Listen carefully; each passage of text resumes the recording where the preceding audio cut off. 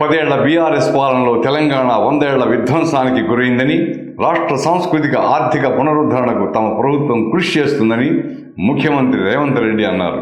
తెలంగాణ ఆవిర్భావ దినోత్సవ దశాబ్ది వేడుకలు నిన్న పరేడ్ గ్రౌండ్లో కన్నుల పండుగగా జరిగాయి.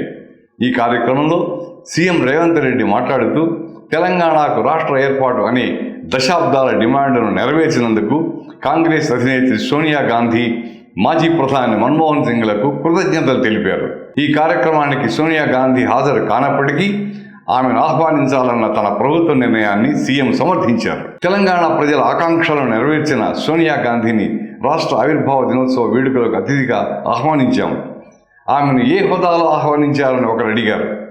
తల్లిని పిల్లల ఇంటికి ఆహ్వానించడానికి అనుమతి అవసరమా అని సీఎం ప్రశ్నించారు. తెలంగాణ చరిత్ర ఉన్నంతకాలం సోనియా గాంధీని తెలంగాణ సమాజం అమ్మగా గుర్తించి గౌరవిస్తుందని సీఎం రేవంత్ అన్నారు. రాష్ట్ర సాంస్కృతిక ఆర్థిక పునరుజ్జీవనానికి తమ ప్రభుత్వం కృషి చేస్తోందని పేర్కొన్న ముఖ్యమంత్రి, రాష్ట్రంలో జరిగిన విధ్వంసానికి గత ప్రభుత్వమే కారణమని, పార్టీ పేరు ఎత్తకుండానే బీఆర్ఎస్కు పరోక్షంగా చురకలంటించారు. 10 ఏళ్ల పాలనలో తెలంగాణ 100 ఏళ్ల విధ్వంసానికి గురైంది. ఇది కేవలం భౌతిక విధ్వంసం ఒక్కటే కాదు, ప్రజలకు ప్రాథమిక స్వేచ్ఛ కూడా లేకుండా పోయింది. సామాజిక న్యాయాన్ని బీఆర్ఎస్ ప్రభుత్వం నిరాకరించింది. ప్రజలందరికీ చెందాల్సిన రాష్ట్ర సంపద కొందరి చేతుల్లోకి వెళ్ళిపోయిందని సీఎం రేవంత్ అన్నారు.